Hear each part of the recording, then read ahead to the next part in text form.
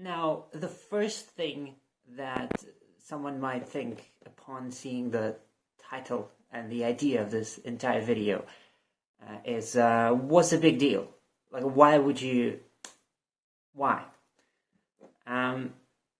There are a few points that I want to mention in regards to that. I could technically go all 19th century purple prose on you and like spend 15 minutes talking about how death is a fascinating subject, but the very basic few points on why all of this is interesting to me and why I think it might be interesting to some of you is this. So the first one is, of course, once again, as I mentioned, death in general is just a topic that's endlessly interesting to anyone who's ever been alive. The second thing is that sexuality is an endlessly fascinating topic to almost everyone who has ever been alive. And even more so, I think, to me personally. It's something that I've been, deeply interested in for most of my life. So, and the third thing is that I think this is one is the most interesting in this entire area, is that necrophilia is, to my knowledge, one of the most under-discussed areas of human experience, in general, at all. If you take in consideration all of the history, anthropology, politics, psychology, whatever, it's one of the least discussed things ever, because it is extremely taboo. And one of the things that kind of put me on this way of researching all of this, actively researching all of this and putting my energy and time into this, is that the realization that even in extremely open-minded, extremely kink-friendly communities, it's something that you don't really see brought up with any amount of seriousness, or with any amount of at least care. And that just, when people, I find myself around communities that discuss all sorts of kink-related and sexuality-related stuff, but this, it's just not discussed in any way that I personally consider it to be interesting or deep. So that's probably the most interesting part of it to me, because it feels like doing legitimate research and doing something that's not a lot of people, if any, are doing. So these are the general reasons why. And I guess even to those reasons, some of you might have one of the most obvious questions is are you into that? And it's an absolutely appropriate question, for sure. It's totally, it's understandable that you might have that question. And my answer to that is that I don't think so. It's one of those things where, it would be a little bit, dishonest of me if I said, I'd never considered having fantasies like that. But the more I research into it, the more I understand that it's not, for me personally, an interest from, a sexual perspective and all of this, but much more from the point of view of just research, just psychology of people who are into that, and all of the sort of comorbidities of all of those mentioned things. So, that's why. That's the why part, more or less dealt with, I hope. And now to the main part of the video, where I actually talk about some of the books that I found very interesting that are about this topic. Okay, there are actually a few more points I want to mention before we get into actual books. So I'm not the more I research all of this stuff, the more I understand that my particular interest lays in a very specific type, I guess, of necrophilia that is even less discussed than the general concept, and that's non-sadistic necrophilia. Because there's this thing where if you mention necrophilia at all to anyone, there's quite often an understanding that, oh, you're talking about a guy killing someone to have sex with the body because, whatever. That happens, unfortunately, and it is, I guess, interesting in one way or another, like psychologically, but that's not what I'm interested in. I'm interested in non-sadistic necrophilia, which I think it's a thing that exists because, once again, the more I research into it, the more I see that there are people who engage in that kind of stuff, or at least have fantasies like that, for a variety of reasons, none of which include sadism, or desire to hurt someone, or desire to kill someone even. It's quite often engaged in from the point of view of like genuine respect or love for the dead, and I'll touch on that later, but like this is the kind of stuff that I'm interested in, and it doesn't, I think personally, it doesn't really matter if you agree on the very possibility of such a thing existing, such a thing as non-sadistic necrophilia existing, because there's a lot of moral stuff happening that's also extremely interesting to me, where like, can a dead body consent? Does it matter if a dead body can consent? Like is there actually such a thing, such a phenomenon of being respectfully and reverently attracted to a dead person or dead people? It doesn't really matter, I think, what your personal answer to it is, because I think it's still a very fascinating topic, and it's still very interesting to see how different people who have that kind of fantasies or have actually engaged in something like that in real life, what's the psychological process behind that, and that's what I'm super interested in. However, with all of that said, don't do it. Like, I am not, like, if you decide to do something like that in real life, that's on you. Like, don't do it. It's not even, it's, like, it's illegal in most places. Or, it's less illegal than you might think, which something I'll probably also touch later on. But it's just not nice. It's okay to have, like, just have the fantasies. It's fine. If you decide to go further than that, it's totally on you. So, be a good girl or boy or whatever you are, Okay, I can actually keep talking about it for a long time. I've been researching and writing about all of this stuff for about a year now, on and off. It's something that's a bit difficult to like keep researching, because like no matter how open-minded and interested you are in that, it's still a very difficult topic emotionally, because there's so much death, I guess, you have to deal with, and it's just not, it's not sustainable to just keep doing it. But it's something I keep returning to and keep working on. I have a bunch of material collected, like references and some stuff that I've personally written about it. That out of the way, because like we need to get that out of the way, because if we don't, we will be here for like hours and hours and hours. And to be honest, I'm not ready to compile all of that into one thing. So let's get to like the actual part where I talk about the books. The book that kind of kick-started this entire research of mine and interest of mine in this area, it's called, pretty simply, it's called The Necrophiliac. And it's by this French writer, Gabrielle Whitcop.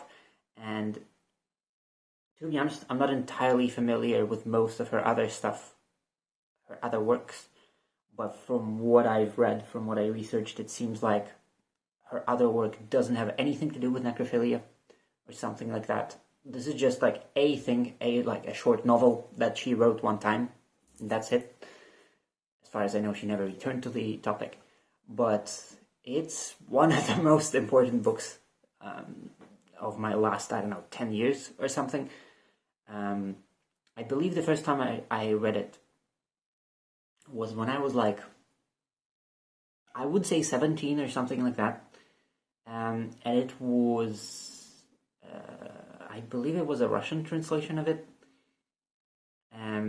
and I kind of forgot about it, but not entirely, because there was one scene that I didn't forget, but I forgot about not forgetting, whatever. And I've reread it recently, the English translation of it, I guess about a year ago, maybe a bit more. The original book is in French, because Gabrielle Whitcop was a French writer, right? So I cannot attest to the, to the language and quality of it in the original, but I do see that even through the translations, through the two different translations that I've read, the language is really beautiful, at least what of it came through, with the translations. And so far, I really, really like the English version. I think I like the English version a bit more. Yeah, so what this book is about. I mean, it's kind of pretty obvious what it is about. It's literally a book that is written, there's a word for it, I don't remember, but there's like a type of book, type of novel that is written as like entries in someone's journal, and that's the kind of book that it is. It's around like 150 pages or something like that, so it's pretty short, relatively short, and it's written as a bunch of like diary journal entries of this guy called Lucien, who is, would you know it, a necrophiliac. And yeah, most of it is literally just kind of like vignettes from his life, describing mostly his encounters, sexual romantic encounters with various dead people. And that's the important part, the romantic part, is I think what is, to me personally, one of the most interesting aspects of this book, is that there is a sense, like, no matter how much you saying agree or disagree, it's not a agree or disagree thing, but like, no matter how much you understand the main character, Gabrielle, the writer, I think she very masterfully conveyed the state of mind of this person as being, at least subjectively, extremely respectful to the dead that he has encounters with, and it seems like he has legitimate romantic feelings towards them. He seems to be very enamored with them. He seems to try to treat them as best as possible, as best as it is in his ability. And he seems extremely emotionally distraught when it is time to part his ways with this particular dead person due to, complications of decay and decomposition and all that stuff, which at some point it just becomes too much even for him. And he needs to... hit my lamp, sorry. And it becomes a little bit too much even for him to kind of keep them around in his apartment. And yeah, I would say that the quality of the book that is the most striking, the most interesting, and people who have read it and have, it's difficult to say enjoyed it, but people who have found this book interesting, I've watched quite a few reviews of this book around here on BookTube.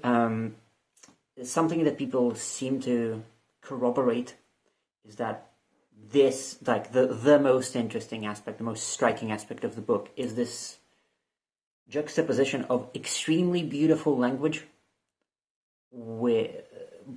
used for descriptions of some really, really disturbing stuff. And of course, different people find different things about it disturbing, but I guess one of those things that is the most objective, whatever that means, is that there are a lot of descriptions of just very detailed descriptions of decaying bodies with all of the fluids and secretions and like all of that stuff with all the smells, and like that's very unpleasant.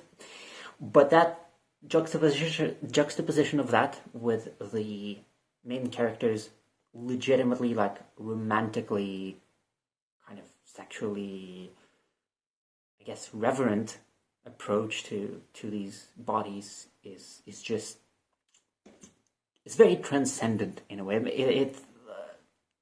It raises a lot of questions, and it did raise a lot of questions for me. Once again, kind of kickstarted my entire project of research into this area. So yeah, and I guess the other thing that is like, this is probably the one that, even if all of that is not something that you think will, I guess, trigger some of like unpleasant emotions in you, the one thing that I would say is like a big trigger warning, or at least, I don't know, but at least it was for me, is that some of the bodies that Lucien interacts with are bodies of children. So there's that. There's also that additional layer of like, okay, so like, how do we process that? Do we process his romantic feelings towards bodies of children? You know, it's a whole thing. But this is probably one of the most like properly, productively, beautifully disturbing books that I've ever read.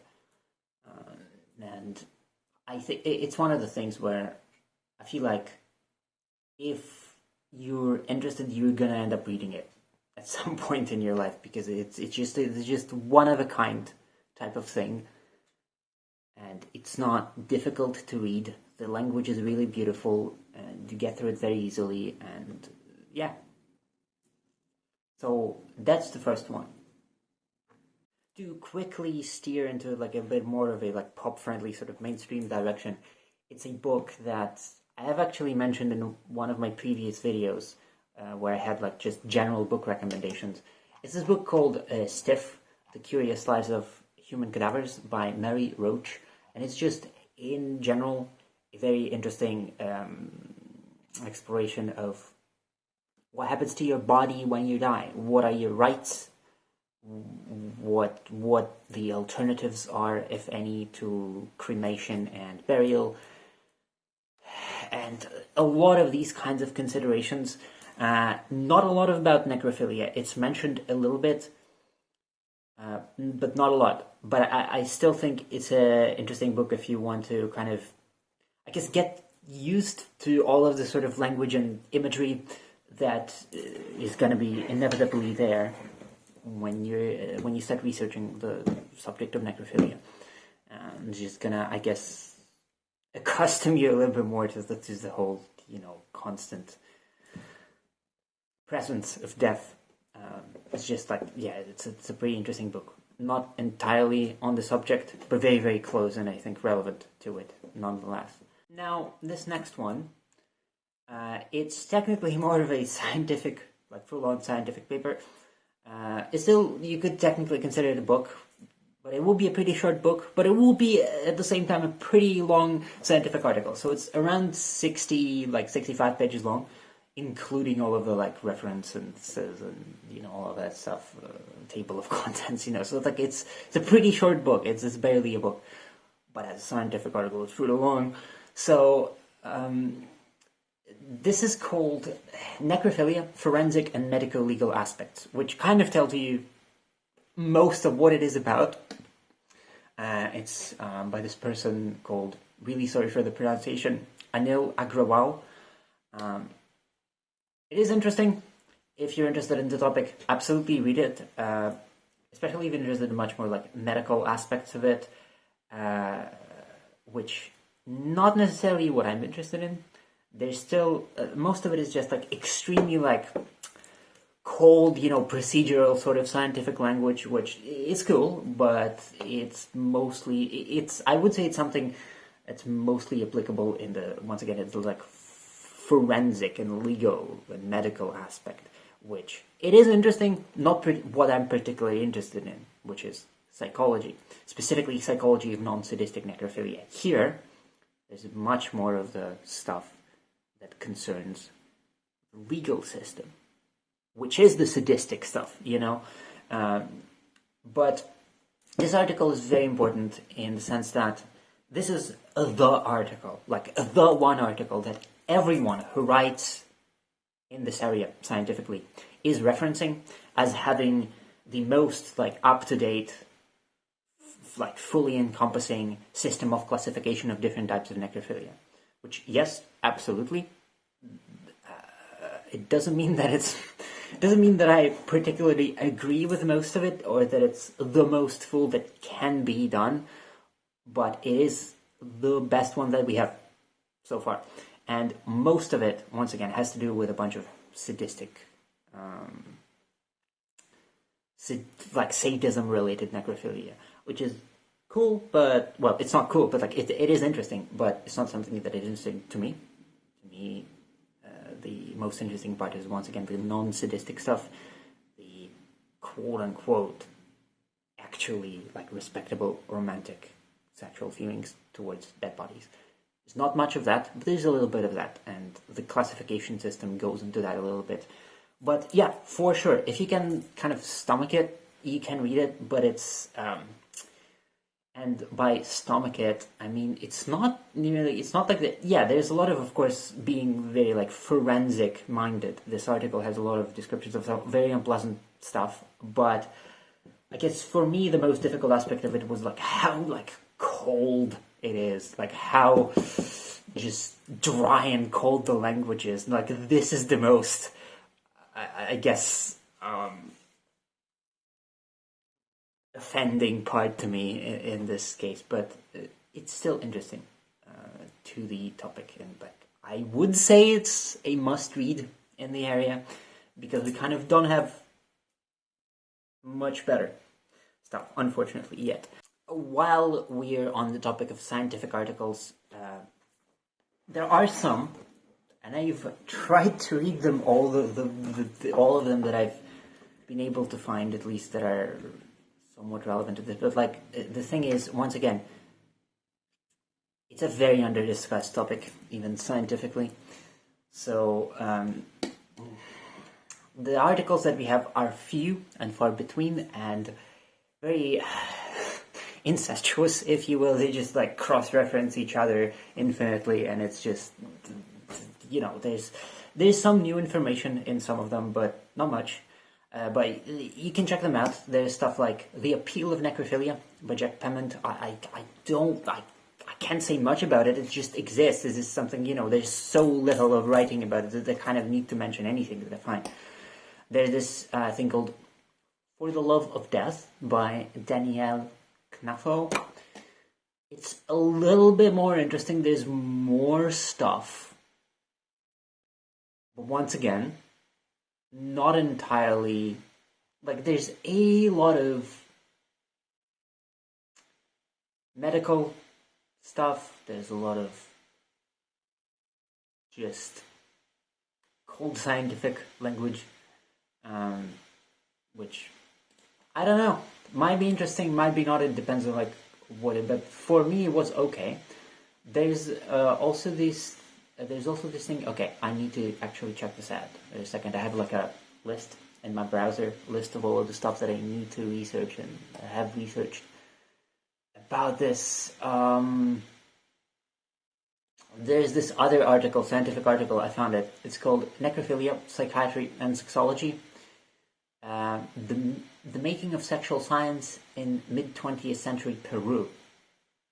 Which, to be honest, is kind of only somewhat related to the topic at hand, and it's more about the sexology in mid-20th century Peru in general, which is, it is interesting, but not quite what I'm looking for.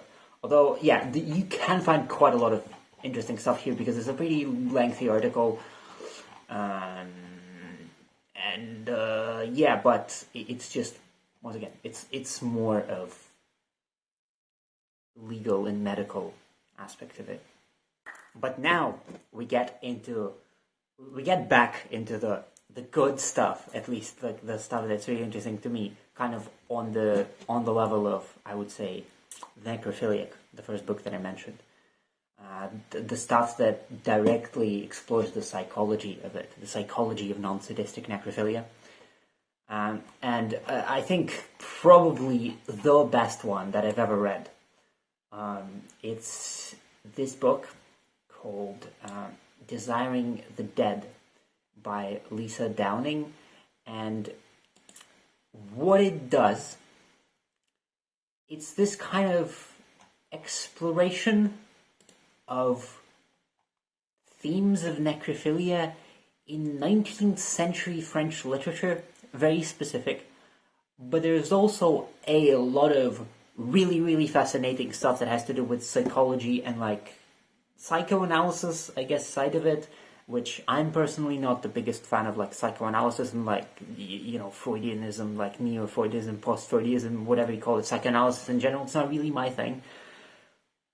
But in this specific book, there's a lot of stuff that's just, in general, no matter what kind of school of psychology or therapy you gravitate towards, there's a lot of very interesting stuff, and this is probably the best book that I found to that you can read to have the sort of the philosophical and like psychological understanding of why people do it. There's too much to mention. I have notes on it, and the notes, like not even notes, it's like straight up just quotes from it. And the quotes, there's like 10, 12, there's like 13 pages of just straight up quotes from the book. It's pretty dense. There's a lot of very, very good stuff, and so if you're gonna read anything about it, read this one. It's the most comprehensive, it's the most packed with information, and there's this very interesting balance of like pure psychoanalysis, like pure, you know, big brain stuff, but also analysis of literature, French literature from the 19th century. Very fascinating. Some of the stuff that it kind of, the ideas that it touches on, some of the, you know, ideas of why people might do it.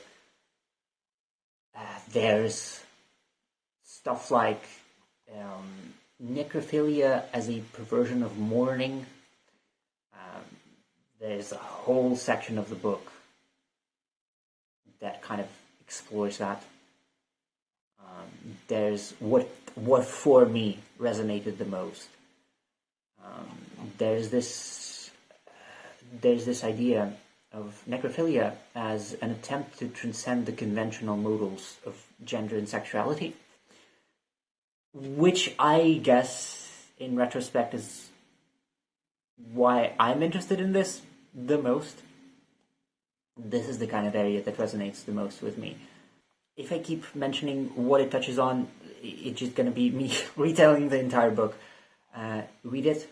Really, really good. Probably from everything I've discussed and will discuss here, this is probably the most like objectively important book about necrophilia. From the point of view of like, yeah, okay, you know, the medical, the forensic aspect is interesting, but like, what's the personal aspect of it? What's the psychology of people who do it? Why they do it? What they feel? What like? Why might they have these fantasies? What's the approach to it? And also one of the approaches it mentions is this thing where some people do it. Some people are into necrophilia and like engaged with these kind of acts with dead bodies. It's spiritual, and it might seem a little bit weird at first, and I didn't quite understand it myself at first, but there are some other things that I'm going to mention, some other books and people that I'm going to mention, that when I started researching that, I kind of started understanding what they meant by necrophilia might be a spiritual thing to people. And with this, we go to a very fascinating person, 𝓫𝓚𝓬𝓼. Now, she is probably one of the most infamous cases of an openly practicing necrophiliac in modern history. She goes a little bit behind this other person called Karen Greenlee. Karen Greenlee is probably the one that you will hear the most as the example of like the most infamous modern necrophile. But the next one kind of is 𝓫𝓚𝓬𝓼. I would say she's kind of on the same level because more of her... She did a lot of literary and artistic work related to it, in contrast with Karen Greenlee, who supposedly did talk about this stuff, but the only surviving thing from that is her interview called The Unrepentant Necrophile in the Apocalypse Culture compilation. And like she mentions 𝓫𝓚𝓬𝓼. I was like, oh, I have this friend called Layla who's like into that stuff too. And I started researching Layla, and she seems to have been much more like artistically and literarily open about it. She wrote quite a few books.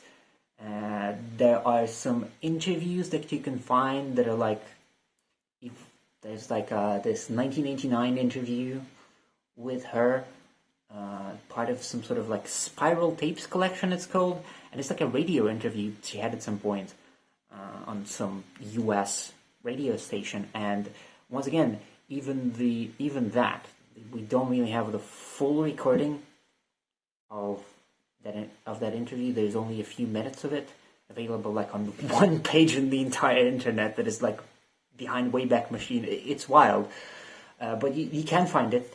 But yeah, I guess mostly she was famous for like her books, and probably the one that you'll see brought up the most is this one called the Necromantic Ritual Book. And it's kind of what it says on the tin. It's a guide for like practicing necromancy, and it does include some stuff related to like necrophilia, technically, which once again, very debatable subject, because she at many points states that she doesn't even need to touch the bodies and all that stuff, which once again, we don't know if that's true or not. But she says that she doesn't need to touch the body. She doesn't need to come into physical contact with the bodies to do that, because the rituals that she were doing, including the kind of like sex magic type stuff, it was for a spiritual purpose of contacting the spirit of death. And she said that she's done it multiple times. She has seen and contacted the spirit of death, which once again, it doesn't really matter, I think, if you believe that's even possible at all. What's interesting is that the psychology behind it, why she did it. Yeah, so the Necromantic Ritual Book by 𝓫𝓚𝓬𝓼, check it out. It's very interesting. It's a very one of a kind type of thing, where it's a mix of writing and like graphic design, and like it's a very beautiful sort of collage type thing. It's difficult to describe what it is, but it is very pretty. It is very aesthetically pleasing. Yeah, you can find it. The only way I was able to find it was on just shadow libraries, like pirating it, because most of her books, including this one, it can be you can barely find them sold, because they were barely ever reprinted, if ever. Most of them haven't been. And this one, and specifically the Necromantic Ritual Book, some of the editions, like most of the editions of it, as far as I was able to discern, were made in this like super kind of handmade, expensive sort of way where it's like very few people have them, and the people who do have them, along with some other books of hers that can literally not be found on the internet, like nowhere.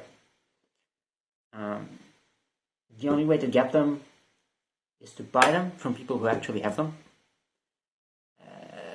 mostly the original copies. And these original copies, I've searched far and wide. These original copies, depending on the book, depending on the copy, go anywhere from $100 to $1,000+ per book. So, unfortunately, not very few people, like very, very few people would be able to afford it. And I'm not one of those people. Maybe someday, I don't know. But, yeah. Check out the Necromantic Ritual book and 𝓫𝓚 in general. Absolutely fascinating person. Let's go back a few minutes. When I was talking about 𝓫𝓚, I mentioned this person called Karen Greenlee, and this is probably the person that you would like hear the most about as like the most infamous case, prolific case of modern day necrophilia. The very basics, people have discussed this story quite a lot, but the very basics of Karen Greenlee's story is that she was working in different like funeral homes, and at one point she was driving one of the like corpses to a funeral ceremony, but then she kind of decided to like, nah, I'm not gonna. And she kind of eloped with the body to a different state, and she sometime later she was found almost dead, not quite. She survived. She tried to commit suicide, like in a different state. And when they also found the body of the man that she stole, with the body there was her suicide note, in which she more or less admitted to having had sexual relations, if you will, with 20 to 40 different men, dead men, and went a little bit into why she did it. And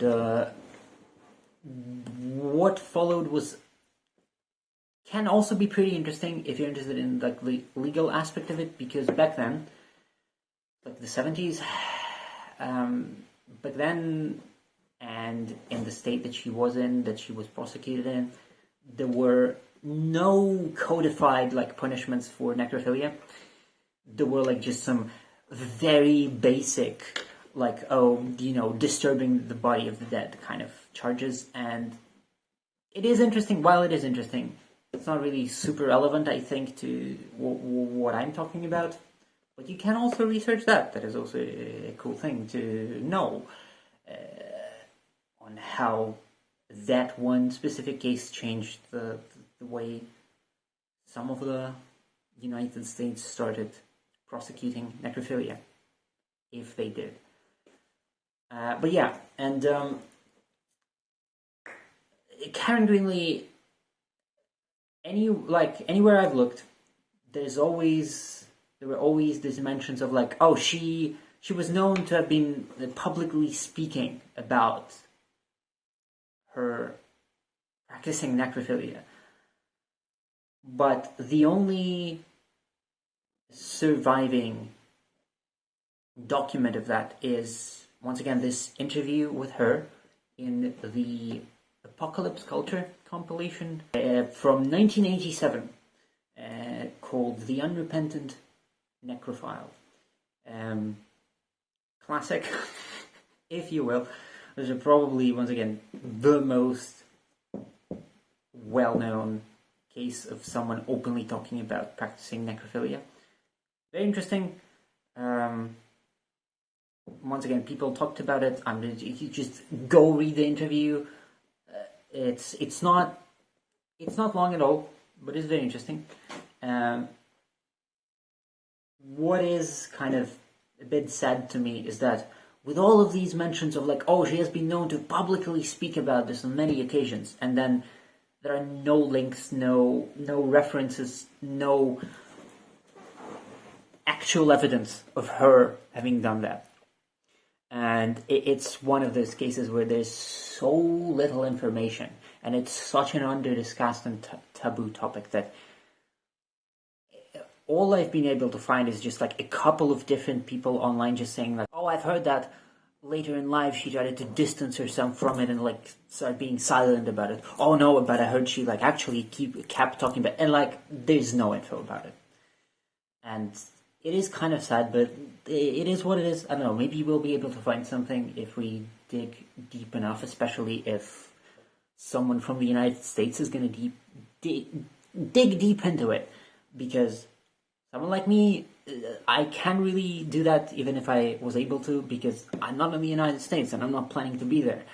So, you know, but maybe someone will be able to find something, because I would be genuinely really interested into if she has ever actually talked about it publicly on more occasions than just for that one interview.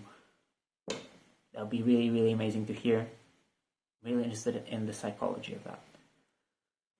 Another book that I will mention, although it's more of a I feel like I'm just obliged to mention it because it's a book on the subject, where we don't have many books on the subject in general. And this is the book called Men Who Loved the Dead by this guy, 𝓫𝓚. Not a fan. I'm glad I read it, but the issues that I have with it are these. The first one is that it's a rough draft. From my research, it seems like it has never been finished, and it's literally just like I found it somewhere on like Internet Archive or like a link to a Google Drive or like something like that, something of the sort. It was never published. It feels like, or like if it was published as a very rough draft. So there's a lot of typos, and the man's writing style, not my thing. There's, to be honest, the thing that I learned from this book was less about the subject and more about, oh, here's an example of how I don't want to write a book, because it's just, I don't know. Yeah, it's a good, what is it called? Like a good negative example that I'm trying to remember when I'm trying to like screen and proofread stuff that I'm writing.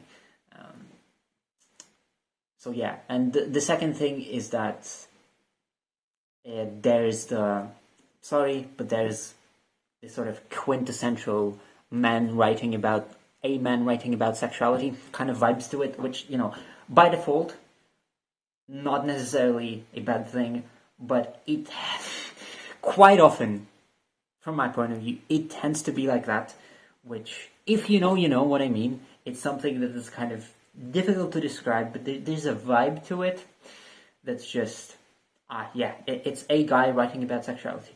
And considering it's about stuff like necrophilia, there's a lot of like very, you know, sort of incel, 4chan bro type vibes going into it, which are pretty unpleasant. But it is a book, it is a work of writing, so, you know, he did put effort into it, so I guess at least for that, I respect him. But besides that, not really that much interesting. And more of a negative example of how I don't want my pieces of writing to come across. Which, now that we're at the end of this video, I have some of my own pieces of writing on the topic. This is not all I have. I have another one. There's like, it comes like as 3 zines that kind of continue each other. You can check them out. I have them posted. I think I have all 3 of them posted on my Instagram in full. But also, if you want to support me in my writing and like just what I do, you can order 3 of them like as a bundle with some. And I also add some like personalized stuff to it. It's like this handmade zine that I've fully designed and written on my own. and blinded it, like bound it on my own and like all of that stuff. Yeah, so one of them is, it goes a little bit more into detail about the necrophiliac, the book that I first mentioned in this video. The other one goes more into this person called John Duncan and his most infamous piece of art called Blind Date. And the third one is more of a just kind of poetic, fictional kind of thing. It's very personal to me that I wrote. Yeah, if you're interested in what my brain made of all of that stuff after reading all of those books, that's kind of part of it. It's not all. I have more stuff, but yeah, you can check that out too if you want. Besides that, there is still some research that I need to do into it, because there are some other areas that I haven't gotten into, some people that I haven't researched who have written about this kind of stuff, but that's for the future, for the potential second part of this video. But for now, that's it, and thank you if you watched this entire video. I don't know why you would. It's a very weird topic, but if you did, I'm legitimately extremely thankful. This is something very interesting and important to me, so yeah.